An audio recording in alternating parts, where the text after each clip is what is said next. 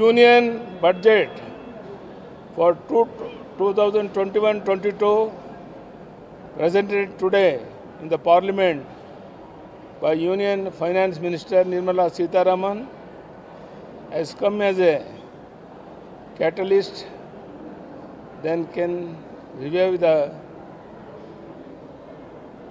sluggish economy. I strongly believe the budget will act as a speedy booster to the economy, which has badly hit due to COVID-19 pandemic. It is impossible to expect a better budget amidst the pandemic. Despite that, this is the pro-poor and pro-middle class budget. Union Finance Minister has announced necessary strategies for economic revival as well as containment of the pandemic. It is welcome measure that the vaccination drive against COVID-19 has been allocated rupees 35,000 crores, and the Finance Minister assured that more funds will be provided in case of necessity. Strengthening of agriculture sector, skill development, infrastructure development and industrial development has been given special emphasis in the budget. The budget has provided a platform to double the farmers' income by 2022 as per the aspiration of Honorable Prime Minister Narendra Modi ji. Rupees 16.50 lakh crores has been allocated for agriculture and rural development. Strengthening and continuation of MSP has been emphasized. Funds to improve the infrastructure in APMCs, doubling the grants for micro irrigation and value addition program for 22 crops will help farmers in a great way. Tax holiday for construction of affordable houses will benefit middle classes. Rupees 1.10 lakh crores has been allocated under National Railway Project. It is a welcome move to have provided rupees 1.07 lakh crores for capital expenditure. Rupees 14,778 crore has been announced for Bangalore Metro project. 58 kilometers of new route can be constructed due to this provision. This is the biggest gift to Karnataka from our own Finance Minister. It is commendable to note that rupees 3.30 lakh crore allocated under Bharatmala to improve road connectivity in the country and rupees 3 lakh crore to power sector. The thrust given to bus transport system for allocating rupees 18,000 crore will help to reduce traffic congestion in urban areas. I welcome the allocation of 2.23 lakh crore for health sector, including 64,180 for wellness centers and rupees 1.41 lakh crore for urban Swachha Abhiyan.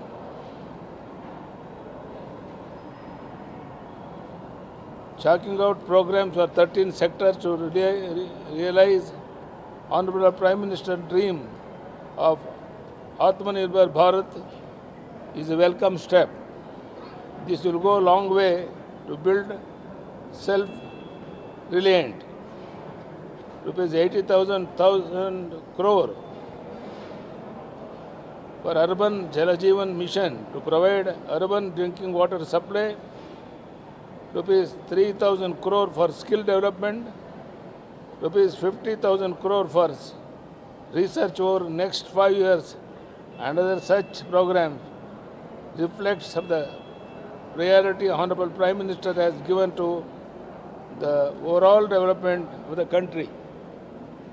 Announcing Mission Poshan 2.0 to fight against malnutrition is a very timely move. Exemption of filing income tax return to senior citizens above 75 years is also an appreciable measure. On the whole, the Union Budget 2021-22 has the potential to be a catalyst to revive economy and to implement development program. I wholeheartedly welcome this budget. ಕೇಂದ್ರದ ವಿತ್ತ ಸಚಿವೆ ಶ್ರೀಮತಿ ನಿರ್ಮಲಾ ಸೀತಾರಾಮನ್ ಅವರು ಇಂದು ಮಂಡಿಸಿದ 2021-22 ಕೇಂದ್ರ budget ಬಸವಳಿದಿರುವ ಭಾರತೀಯ ಅರ್ಥವ್ಯವಸ್ಥೆಯ ಪುನಶ್ಚೇತನಕ್ಕೆ ಸಂಜೀವನಿಯಾಗಿದೆ. COVID-19 ಸಾಂಕ್ರಾಮಿಕದ ಪರಿಣಾಮವಾಗಿ ಸ್ಥಗಿತಗೊಂಡು ಅರ್ಥವ್ಯವಸ್ಥೆ ಮತ್ತು ಪುಟದೇಳಲು ಈ ಬಜೆಟ್ ವೇಗವರ್ಧಕವಾಗಿ ಕೆಲಸ ಮಾಡಲಿದೆ ಎಂಬುದು ನನ್ನ ಬಲವಾದ ನಂಬಿಕೆ. ಸಾಂಕ್ರಾಮಿಕದ ಸಂಕಷ್ಟದ ನಡುವೆ ಇದಕ್ಕಿಂತ ಉತ್ತಮ ಬಜೆಟ್ ನಿರೀಕ್ಷಿಸುವುದು ಅಸಾಧ್ಯ.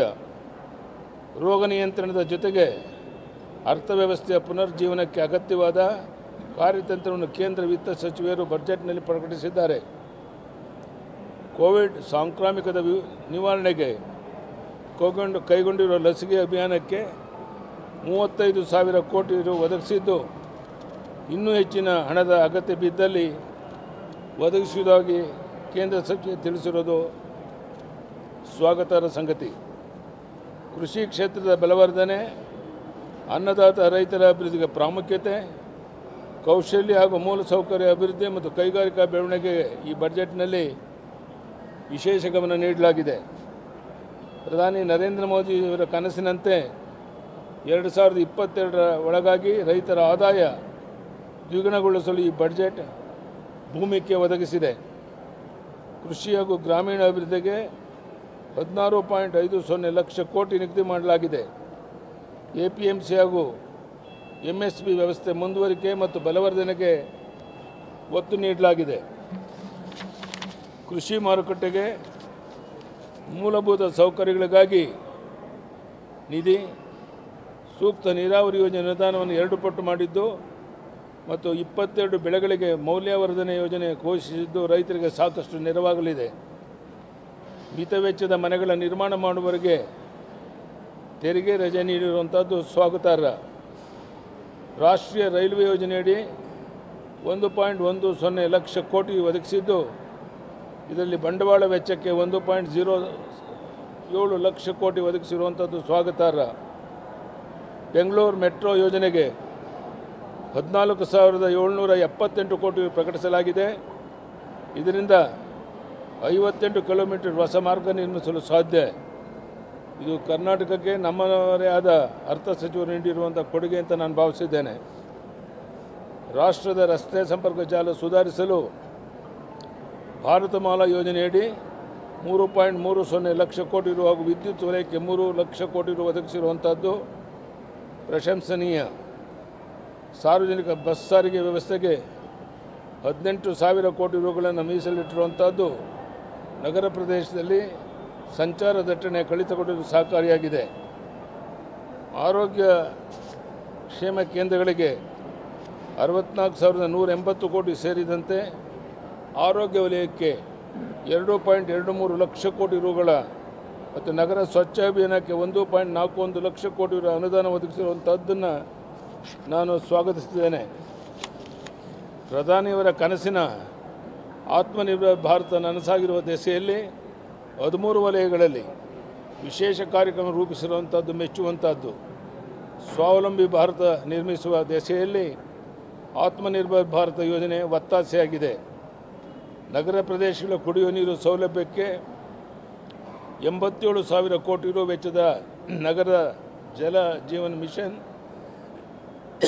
ಕೌಶಲ್ಯ ಅಭಿವೃದ್ಧಿಗೆ 3,000 ಕೋಟಿ ರು, ಸಂಶೋಧನಾ ಕ್ಷೇತ್ರಕ್ಕೆ 5 ವರ್ಷದಲ್ಲಿ 50,000 ವೆಚ್ಚ, ಶಿಕ್ಷಣ ಕ್ಷೇತ್ರದಲ್ಲಿ ಪರಿಶಿಷ್ಟ ವಿದ್ಯಾರ್ಥಿಗಳ ಸ್ಕಾಲರ್ಶಿಪ್ ಮೊತ್ತ 32,000 ಕೋಟಿ ರೂಪಾಯಿಗಳಿಗೆ ಹೆಚ್ಚಳ ಇತ್ಯಾದಿ ಯೋಜನೆಗಳು ಪ್ರಧಾನಿ ನರೇಂದ್ರ ಮೋದಿಜಿಯವರ ನೇತೃತ್ವದ ಕೇಂದ್ರ ಸರ್ಕಾರ ದೇಶದ ಬೆಳವಣಿಗೆಗೆ ನೀಡಿರುವ ಆದ್ಯತೆಯ ದ್ಯೋತಕವಾಗಿದೆ.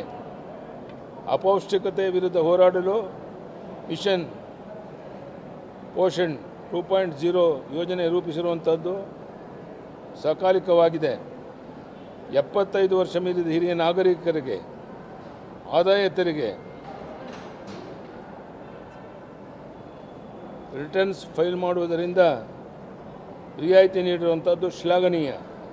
ಒಟ್ಟಿನಲ್ಲಿ 2021-22ನೇ ಸಾಲಿನ ಕೇಂದ್ರ ಬಜೆಟ್ ಅರ್ಥವ್ಯವಸ್ಥೆಯ ಪುನಶ್ಚೇತನದೊಂದಿಗೆ ಅಭಿವೃದ್ಧಿ ಯೋಜನೆಗಳ ಅನುಷ್ಠಾನಕ್ಕೆ ವೇಗವರ್ಧಕವಾಗಿ ಕಾರ್ಯನಿರ್ವಹಿಸುವ ಸಾಮರ್ಥ್ಯ ಪ್ರದರ್ಶಿಸಿದೆ. ಇದನ್ನು ಮನಪೂರ್ವಕವಾಗಿ ಸ್ವಾಗತಿಸುತ್ತೇನೆ. ಪ್ರಧಾನಿ ನರೇಂದ್ರ ಮೋದಿಜಿಯವರಿಗೆ ಹಾಗೂ ಹಣಕಾಸಿನ ಸಚಿವೆ ನಿರ್ಮಲಾ ಸೀತಾರಾಮನ್ ಅವರಿಗೆ ಕನ್ನಡ ನಾಡಿನ ಜನರ ಪರವಾಗಿ ಅಭಿನಂದನೆಯನ್ನು ಸಲ್ಲಿಸ್ತಾ ಇದ್ದೇನೆ.